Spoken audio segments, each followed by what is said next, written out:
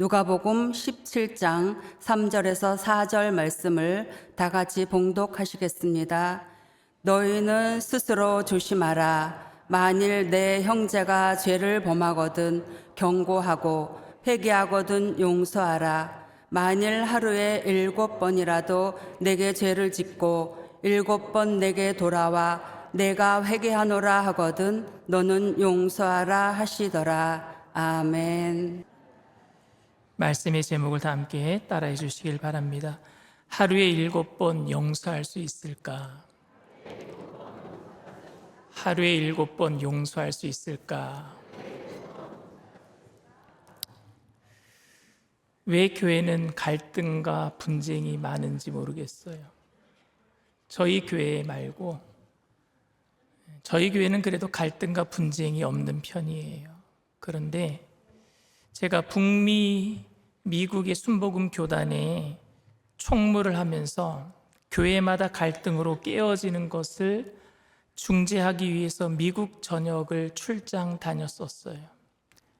LA에 제가 사무실을 두고 3년 동안 미국 목회를 먼저 하러 간 게 아니라 총무로 교단을 섬기러 갔기 때문에 3년 동안 달라스를 5번인가 왔다 갔다 하고 뉴욕도 한 5번 왔다 갔다 하고 앵커리지, 알래스카, 하와이, 캐나다 지역까지 밴쿠버까지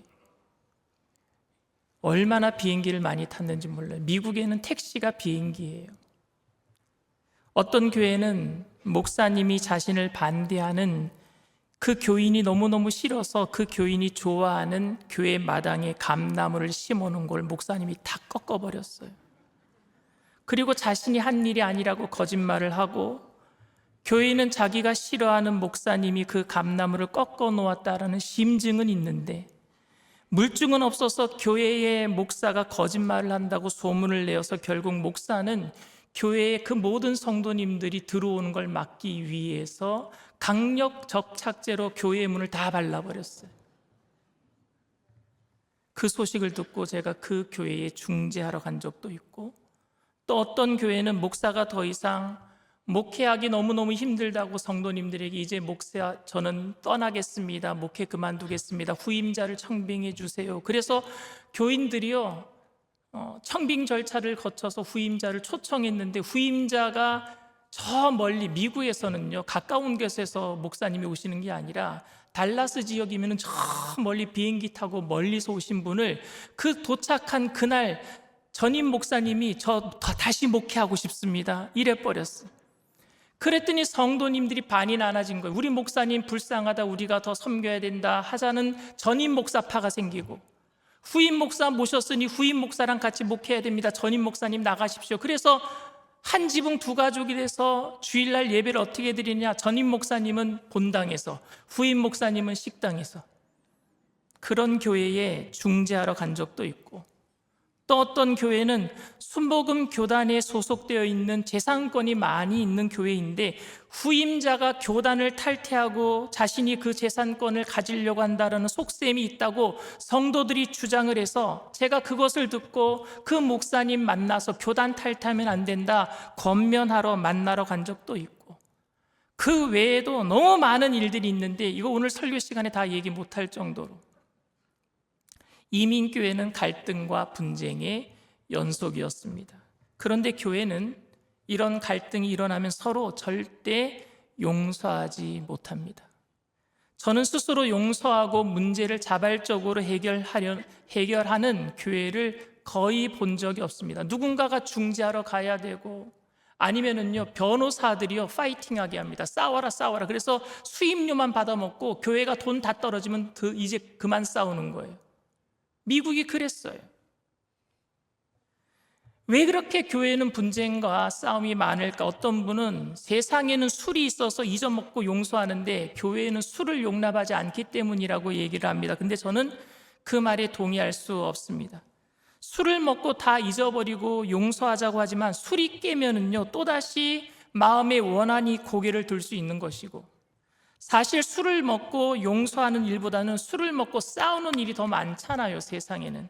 그렇기 때문에 저는 술이 없기 때문에 교회가 용서가 없다, 이런 말은 사실 술 좋아하는 사람들이 교회에서 술 먹는 것을 합리화하려고 만들어낸 말이라고 저는 생각을 합니다.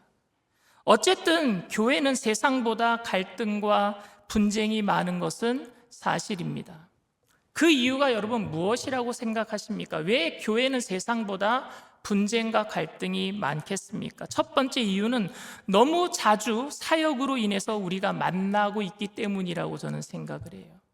한 달에 한 번 모이는 교제 모임이나 향후에 동창회는요, 친교 모임이기 때문에 그런 사역으로 인한 싸움이 일어날 이유가 전혀 없어요. 만나면 좋아요. 만나면 좋은 친구. 그냥 만나면 좋아, 만나면. 그러나 교회는 사역으로 인한 여러 가지 이해가 얽혀 있고 그 사역이 불투명하게 진행될 때가 많기 때문에 그 과정에서 나름대로 자기가 소외되고 섭섭한 마음이 드는 사람들이 생기기 때문에 갈등과 분쟁이 일어납니다. 그래서 많은 성도들은 교회를 다니더라도 그냥 일은 하지 않고 조용히 다니면 좋겠다라는 생각을 해요. 왜? 일하면 싸움을 거기 말려들기 때문에. 괜히 내가 싸움에 말려들기 싫으니까 예배만 드리고 가면 좋겠다, 조용히 다니면 좋겠다. 하지만 여러분, 교회의 존재 목적이 전도와 그리고 선교 사역 아닙니까? 계속해서 예배 드리는 일이 교회에 모이는 그 전제적인 목적인데 하나님의 일을 하면서 결국 예배 드리고 선교하고 그리고 전도하기 위해서 날마다 모이면은 싸우는 일은 어쩌면 불가피한 일이겠다라는 생각도 들어요. 교회가 갈등과 분쟁이 많은 두 번째 이유는 교회가 가지고 있는 특징 때문입니다. 세상은 여러분, 싫어하는 사람이 있다면요, 안 보면 끝이에요. 피하면 되는 거예요. 그런데 교회는 싫어도 봐야 하기 때문에 결국 싸움까지 가고 맙니다. 교회에서 마찰을 피하고 안 보기 위해서 일부러 사람을 피하면은요, 용서와 포용을 모르는 아주 고약한 믿음 없는 사람 취급받기 때문에 여간 불편한 일이 아닙니다. 교회를 떠나보세요. 떠난 사람이 욕먹어요. 믿음 없다고 욕먹는단 말입니다. 제가 미국에 살던 동네가 네브라스카주 오마하예요. 그런데 그 오마하에는 한인교회 큰 곳이 3개 있습니다. 오마하에서 1시간 정도 차를 타고 서쪽으로 가면은요, 네브라스카 주 수도 링컨이라는 도시가 있어요. 그런데 그 링컨이라는 도시에 링컨 한인 장로교회가 있어요. 링컨 한인 장로교회. 그리고 오마하에도 오마하 한인 장로교회가 있고요. 그리고 오마하에 순복음교회, 오마하 순복음교회, 제가 섬겼던 오마하 순복음교회가 있습니다. 그런데 링컨 한인 장로교회에서 싸우잖아요. 그러면은요, 싸운 사람 중에 누군가는 떠나서 오마하 한인교회로 옵니다. 오마하 한인 장로교회로 와요. 그런데 오마하 한인 장로교회에서 또 싸웠어요. 그러면 링컨으로 못 돌아가요. 어디로 오느냐? 우리 교회로 와요. 순복음교회로 와요. 한인교회가 얼마나 여러분 좁은지 옮겨 다니는 사람들은 다 소문이 납니다. 세상 같으면 마음이 맞지 않으면 떠난 사람이 피해자가 되는 것이고 떠난 사람이 동정심을 받게 되지만 교회 안에서는요, 유독 이 떠난 사람 피해자가 욕을 먹게 돼 있어요. 왜냐하면 믿음 없는 사람, 사랑이 없는 사람, 포용력이 없는 사람이라고 욕을 먹기 때문에, 그래서 이런 욕을 먹지 않기 위해서라도 끝까지 교회에 남아서 파이팅한단 말입니다. 이게 교회의 특징이에요. 떠나면은 지는 거야. 또 다른 이유가 있다면 첫 번째 이유와 비슷하겠지만 감정적인 어떤 분노나 감정적인 이 모든 것들을 풀 수 있는 시간적인 여유가 우리에게 너무 없다라는 거예요. 저는 누군가에 대해서 좋지 않은 감정을 가지게 되면은요, 그 사람을 한동안 안 만나는 동안에 저도 모르게 내 감정이 누그러지고 해소되는 경험을 한 적이 있습니다. 제가 성격이 되게 급해요. 급한 것만큼 잘 잊어먹습니다. 그래서 화가 나면은요, 누군가가 그러더라고요. 천천히 열을 세래요. 하나, 둘. 그 쉬는 동안에 시간적인 여유를 가지고 잊어먹게 돼 있어요. 누그러지게 돼 있어요. 그래서 오래간만에 다시 만나게 될 때는 기쁜 마음으로 악수도 하고 포옹할 수도 있습니다. 그런데 교회 열심인 성도님들은요, 매주 한 번 이상 본단 말입니다. 그런 시간적인 여유가 없어요. 친목을 위해서 모이는 것도 아니고 사역을 위해서 모이다 보니까 감정적 치유가 될 수 있는 여유 없이 또 만나서 같은 일로 또 격하게 부딪히고 이런 일로 갈등과 분쟁의 악순환이 계속되는 것 같습니다. 이것이 우리가 경험하고 있는 딜레마예요. 교회에서 싸움이 나면 잘 풀지 못하는 이유 중에 제가 오늘 여러분들과 함께 진지하게 고민해 보고 싶은 또 다른 하나의 이유가 있는데, 그 이유는 뭐냐? 바로 정의와 진리의 문제라는 겁니다. 정의와 진리의 문제. 성도들은 모두 싸우면 안 된다라는 것을 다 잘 알고 있어요. 교회 안에서는 소리가 나면 안 된다, 우리가 알고 있어요. 그래서 다윗도 성전을 지을 적에, 솔로몬도 성전을 지을 때요, 성전에서 망치 소리가 안 났다 그랬어요. 망치 소리 나는 것은 저 바깥에 가서 망치로 다듬어서, 그래서 솔로몬 성전에 와서는 이렇게 맞추기만 했단 말입니다. 그게 뭐예요? 교회에서는 싸우면 안 된다, 소리 나면 안 된다라는 것을 의미해주고, 우리들도 그렇게 잘 알고 있습니다. 원수도 사랑해야 된다라는 말을 은혜 받은 성도들은 다 잘 알고 있어요. 그런데 싸워도 되고 화를 내도 정당화될 수 있는 경우가 우리는 있다고 생각합니다. 아주 사소한 감정, 아니면 별로 중요해 보이지 않는 이해관계에서부터 시작된 일임에도 불구하고 그 싸움이 결국 대체로 옳고 그름, 진리와 정의의 문제로 귀결되는 거 여러분 아세요? 다시 말해서 나는 아무개 성도가 너무 마음에 안 들어요, 나는 그 직분자가 정말 싫어요 라는 말을 하게 되면은요, 그러면 되느냐, 마음에 안 들어도 사랑해야지 라는 책망을 듣기 쉽습니다. 그런 성도는 오히려 나쁜 사람이 되고 맙니다. 그래서 내가 미워하는 사람이 하나님의 사람으로서 자격이 없다라는 것을 증명할 수만 있다면 내가 미워하는 명분이 생긴단 말입니다. 교회가 싫다고 말하고 아무개 성도가 믿다고 말하면 믿음 없는 사람이 되어버리기 때문에 자신이 믿음이 좋음에도 어쩔 수 없이 미워하고 비판하고 불평하는 것에 대한 정당성을 찾기 위해서 상대방의 옳고 그른 문제를 끄집어낸단 말입니다. 감정의 문제를 진리의 문제로 둔갑시키는 거예요. 감정의 문제를 정의의 문제로 바꿔버리는 거예요. 자신의 감정의 문제가 일단 진리의 문제, 정의의 문제가 되고 나면은요, 거기에는 중간지대가 있을 수 없고 극단적으로 나뉠 수밖에 없어요. 이건 인류의 이데올로기 역사와 2000년 교회의 역사를 보면 너무 극명하게 잘 드러나 있습니다. 그러나 사실 교회 역사 속에서 서로 물고 뜯고 죽여야 할 만큼 심각한 진리의 문제는 그리 많지 않았던 거 아십니까, 여러분?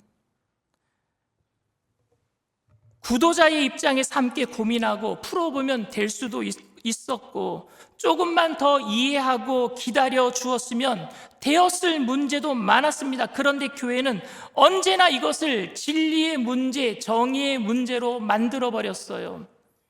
그래야 내가 미워하고 싸우는 것이 정당해지니까요. 용서하지 못하는 것이 정당해지니까요. 진리와 정의의 문제는 용납해서도 안 되고 타협해서도 안 되고 용서를 해서도 안 되기 때문입니다. 많은 경우에 교회들이 이 진리의 문제로 옳고 그름에 대해서 싸우고 분쟁을 겪었다라고 말하지만 사실은 진리 때문에 분쟁을 겪은 경우보다는 사소한 문제를 진리의 문제로 만든 경우가 훨씬 더 많았습니다. 아주 많은 경우에 한참 시간이 지나고 나면은 그 문제는 진리의 문제가 아니라 사소한 감정의 문제에서 확대되어 발생한 것을 다 알게 돼요. 워싱턴에 가면은요, 10번 쪼개진 교회가 있어요.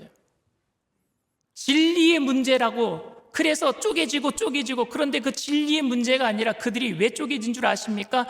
교회 성전을 건축하기 위해서 돈이 많았었는데 그래서 성전을 건축하자 했어요. 그런데 한편은 빨간 벽돌로 짓자, 이쪽 편은 노란 벽돌로 짓자. 그래서 깨졌어요, 여러분. 그게 한 번 깨어진 게 10번 깨진 거예요. 그게 진리의 문제입니까, 여러분? 많은 부분들이 사소한 감정의 문제에서 출발합니다. 오해하지 마시기 바랍니다. 그러니까 저는 모든 분쟁이 다 사소하다는 이야기를 말하는 것도 아니고, 진리를 위해 투쟁하는 것이 쓸데없다라는 것도 아니고, 교회가 그 순수성을 지키기 위해서 철저하게 불의와 비진리와 싸워야 함을 부인하는 것도 아닙니다. 제가 드리고 싶은 말씀은 대부분의 경우는 그런 진리의 문제가 아니기 때문에 좀 더 우리 자신의 감정에 대해서 정직하고 신중해야 됨을 말씀드리고 싶은 거예요. 내 감정이 진짜 진리의 문제를 이야기하고 있는가? 진리의 본질은 여러분 용서이고, 하나님의 정의도 결국은 죄를 용서하시는 것인데, 이 용서와 정의의 걸림돌이 우리가 부르짖는 정의와 진리가 되었다라는 사실이 아이러니하단 말입니다.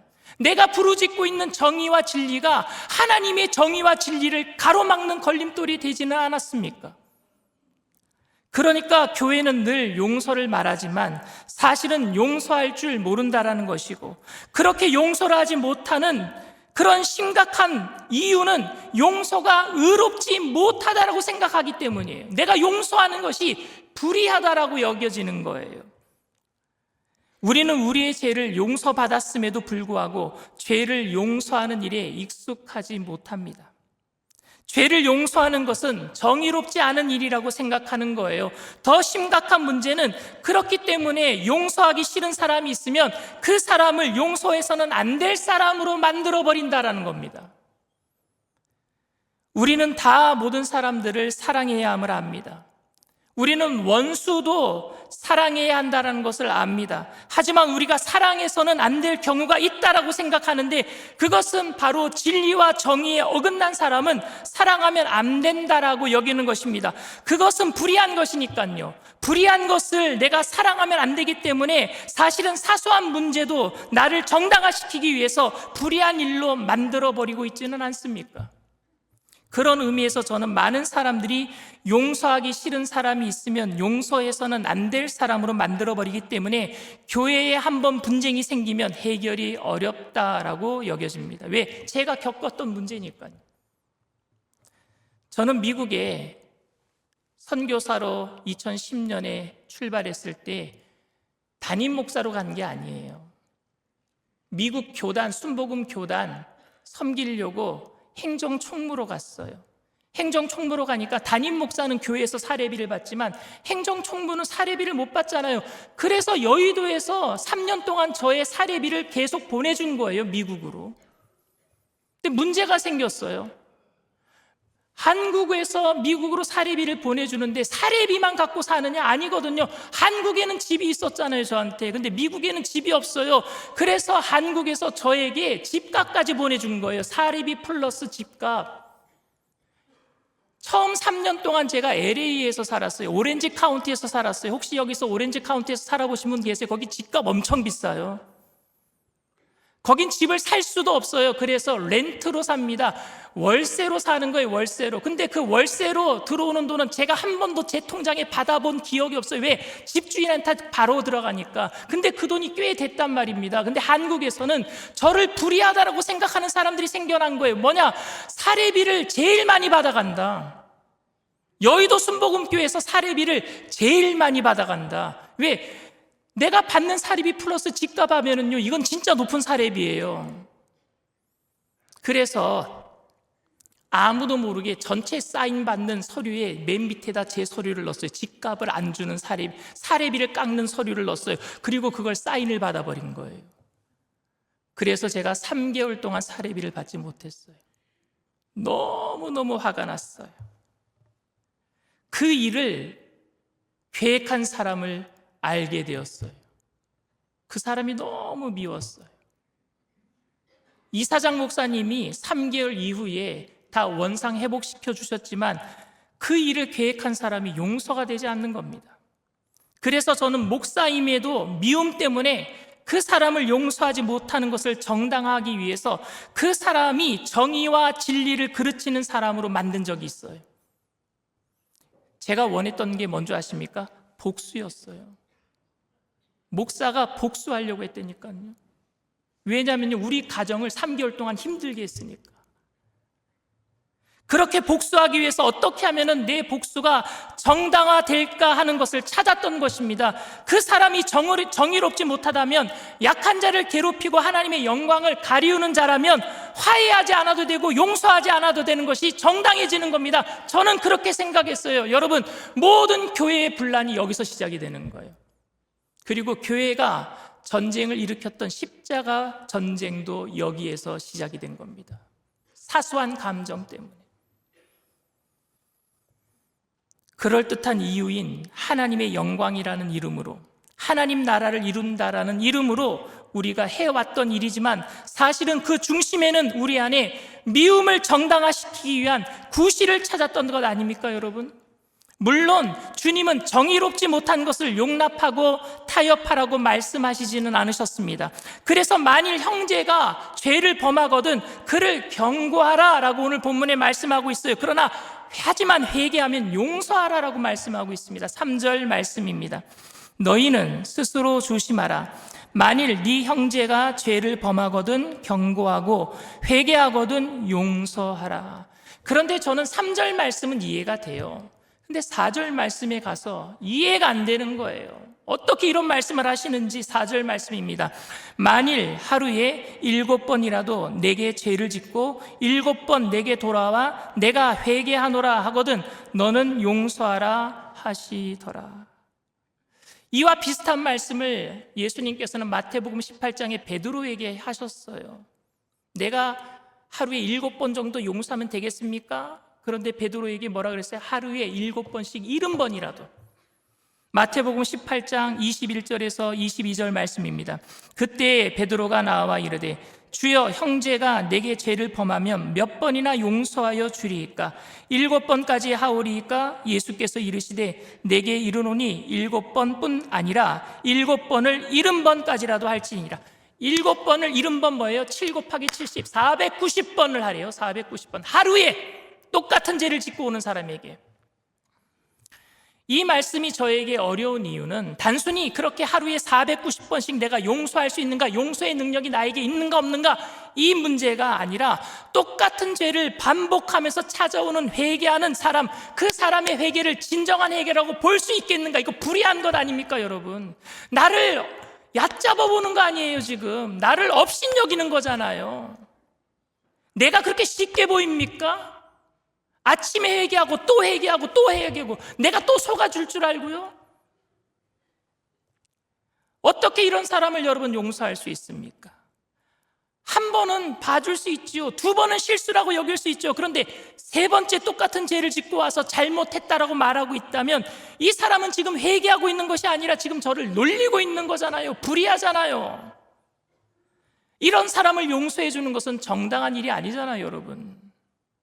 그러니 490번은 말도 안 되고 7번도 할 수 없는 일이라고 저는 생각합니다.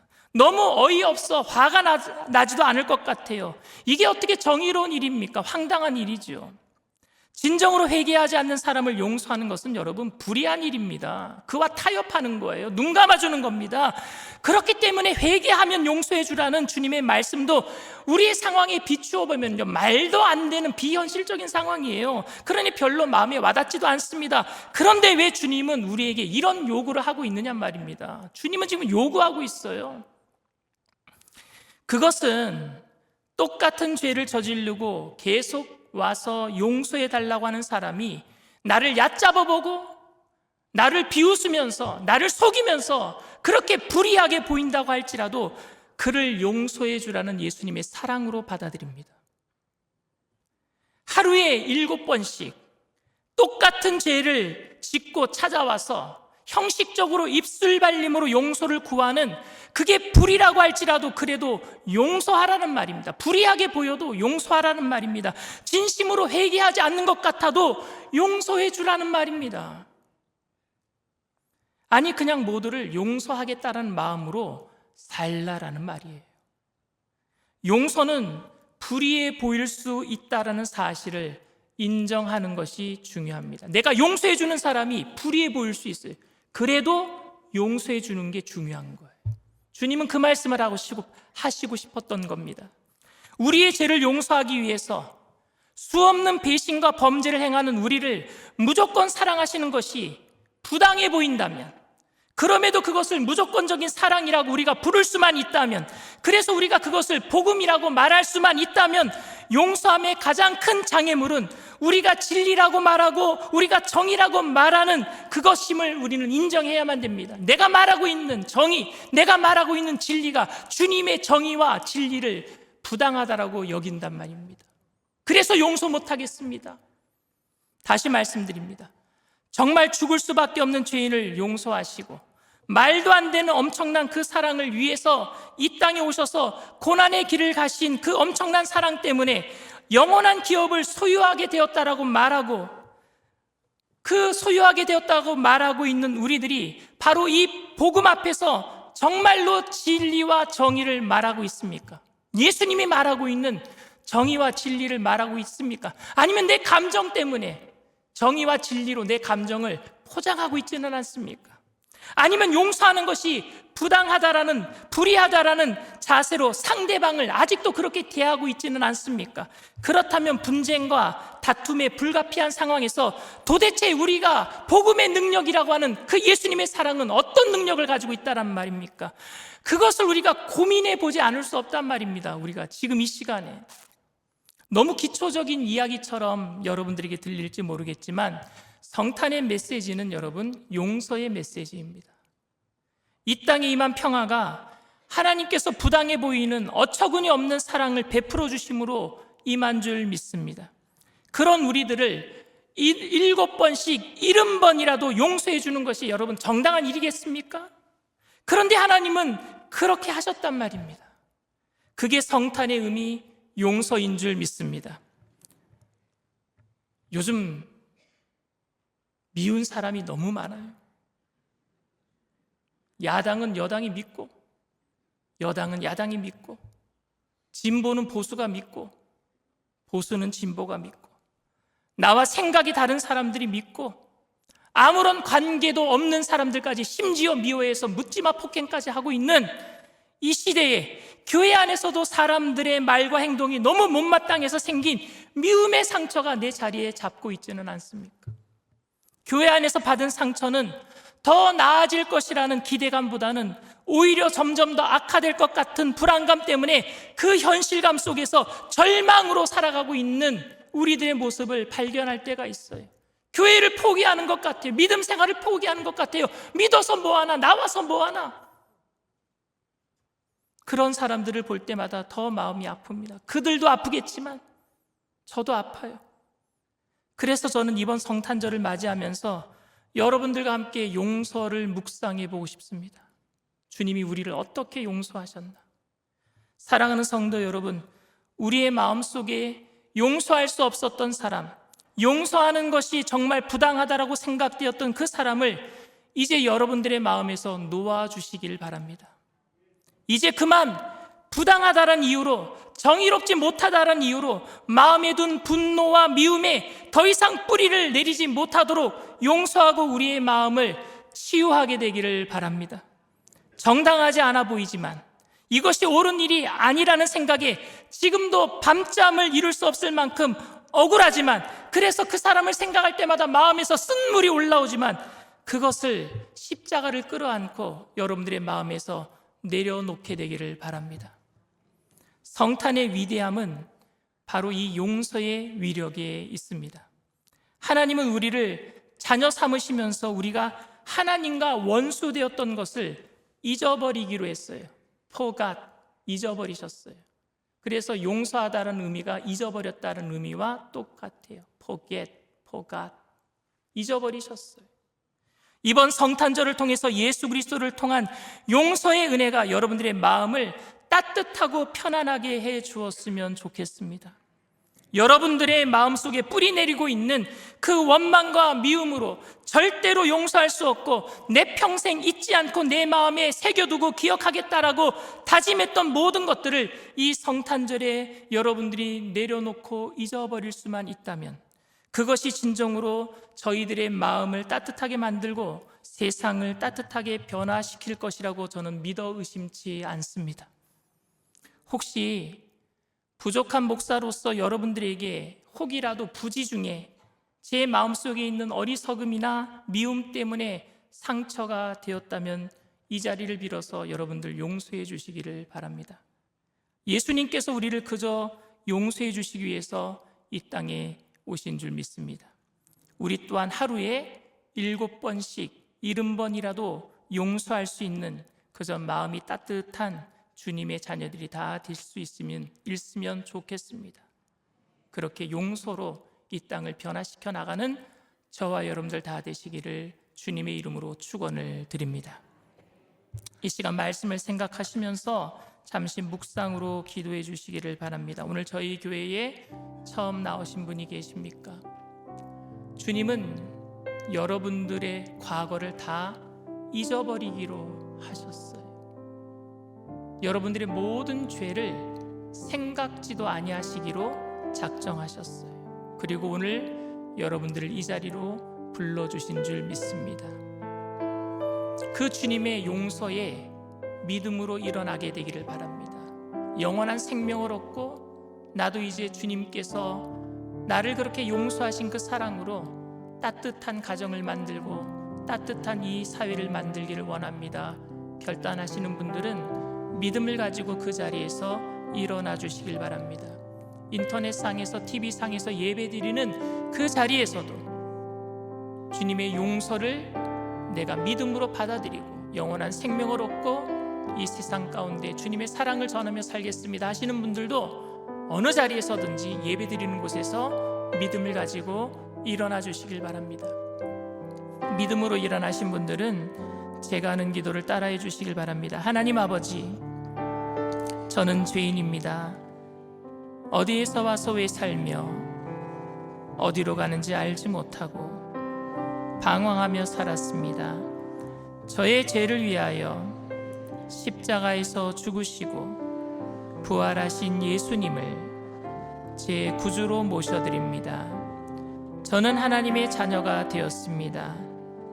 지금부터 영원토록 주님과 함께 살겠습니다. 예수님의 이름으로 기도드립니다. 아멘. 여러분들을 진심으로 축복하고 환영합니다. 용서하기 원해요. 우리 찬양 드립시다.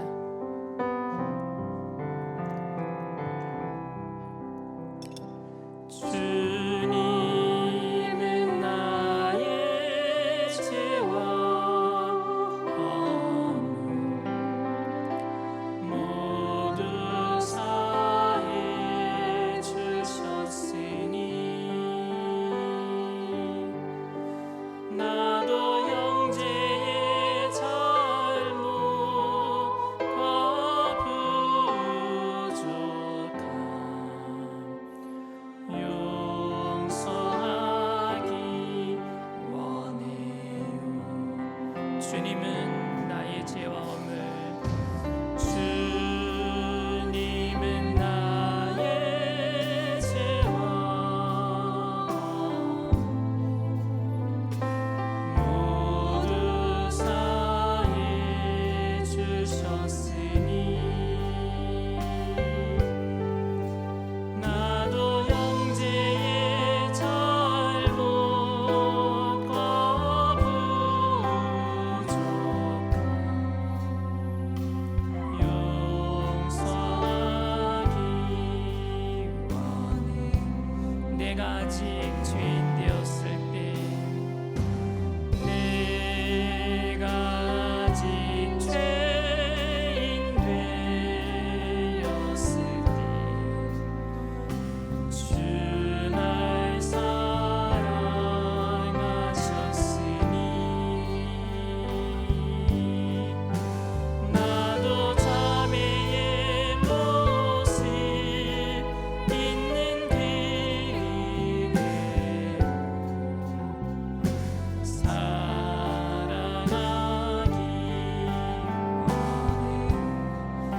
내가 아직 죄인 되었을 때 내가 아직 죄인 되었을 때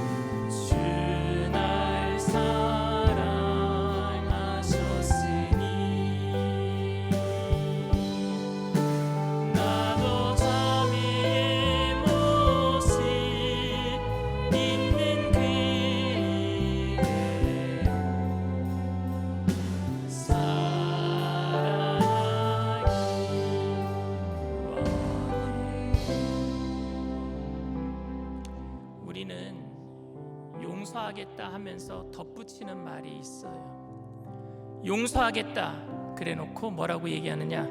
그러나 잊지는 않겠다. 용서하겠다 그러면 용서해야지 뭘 또 잊지 않겠다고 얘기하는지. 여기 생기는 문제가 있습니다. 용서는 하겠다, 그런데 잊지 않겠다라는 그것 때문에 생기는 첫 번째 문제는 용서라는 선물을요, 협박과 경고라는 칙칙한 포장지로 해서 주는 거예요. 그럼 용서라는 선물을 받는 사람은 뭘 먼저 받는 거예요? 경고, 협박을 받는. 이건 용서가 아니에요. 두 번째 생기는 문제는 뭐냐면요, 잊지는 않겠다라는 말 때문에 영원한 낙인 찍혀버리는, 이마에 범죄자라는 낙인, 한 번 잘못한 것 때문에 한 번 범죄자가 영원한 범죄자가 되는 거예요. 왜? 그 사람 앞에서는 잊지 않겠다라는 말이 낙인을 찍는 게 되니까. 그건 용서가 아니에요. 주님은 우리를 너 한번 잘해봐, 내가 이번만은 용서해 줄 거야, 다음번에 잘못하면 이번에 내가 잊지 않겠다고 한 거 잊지 말어. 주님이 우리에게 언제 이렇게 협박하셨어요? 그런 적이 없으세요. 그저 용서해 주신 줄 믿습니다. 그게 크리스마스예요. 이 땅에 그저 오셔서 우리를 위해서 대신 십자가를 져주신 그 사랑 때문에 오늘도 우리가 이렇게 숨을 쉬고 생명호흡을 연장받고 사는 줄 믿습니다. 그 용서가 이 땅을 따뜻하게 만들 것 같아요. 이 땅이 왜 이렇게 힘들어졌습니까? 집에 들어가기 싫어하는 청년들은 왜 집에 들어가기 싫어하는 거예요? 쌍막해요. 저는 뉴스 보는 게 싫어요. 왜? 너무 쌍막해요. 미움이 너무너무 이 땅을 사로잡고 있는 것 같아요. 하나님, 우리의 마음에 깨끗한 마음, 성령 충만한 마음, 그때 내 속에 있는 모든 쓴물들이 다 사라지게 하여 주시옵소서. 잊어버리게 하여 주시옵소서. 여러분, 리셋이라고 아세요? 엉망진창인 것, 컴퓨터 새롭게 하는 방법은 리셋하고 다시 포맷하고 다시 깔면 돼요. 이 땅이 좀 그렇게 돼야 될 것 같아요. 다 기억하고 있어요. 옛날에 잘못한 거 다 기억하고 있어요. 특별히 남편이 잘못한 거, 10년 전에 잘못한 거 잊어주세요. 좀 잊어주세요.